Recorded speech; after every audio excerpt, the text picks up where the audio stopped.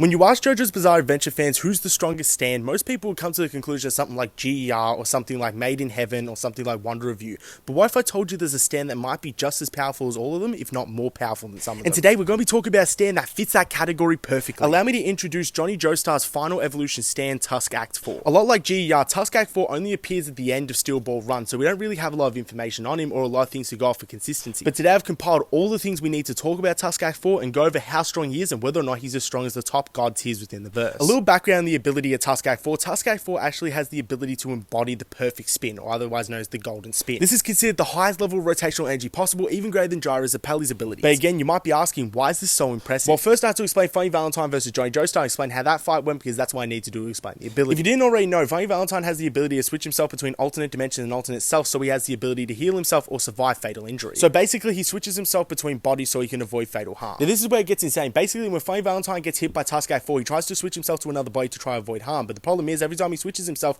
he's still getting hit by the rotational energy. He then keeps switching himself dozens of times and he keeps getting hit by the rotational energy and getting ripped apart. This then goes on for Funny Valentine to theorize that this is actually an infinite amount of rotational energy, and that's got to keep going on no matter how many times he switches, which is where the name of the ability infinite rotation comes from. And to add insult to injury, it's even stated on a side page of the final volume of Steel Ball Run that it actually is infinite rotational energy, and it's probably infinite damage. So even Araki seemingly backs up the fact that it's infinite rotation and infinite damage. There's a few questions we have to answer first to see if this is the case. Is it consistent? Well, funnily enough, yes. Even D4C, who's a top tier within Steel Ball Run series, gets ripped apart, and even its barrier gets ripped apart by Tusk Act 4. Mind you, D4C is a 4 to 5D character that has the ability to travel through the multiverse as he pleases, and on top of that is a singularity within the multiverse itself, further confirming his 4 to 5D status. So even extra dimensional stands like D4C Love Train stand no chance to the likes of Tusk Act 4. Not to mention god tiers like Tusk Act 4 aren't really set to consistency checkers since no one really scales. So yeah, in conclusion, I'm definitely for the idea that Tusk Act 4 is a high uni level threat, and on top of that is a top 5 level JoJo's character bare minimum.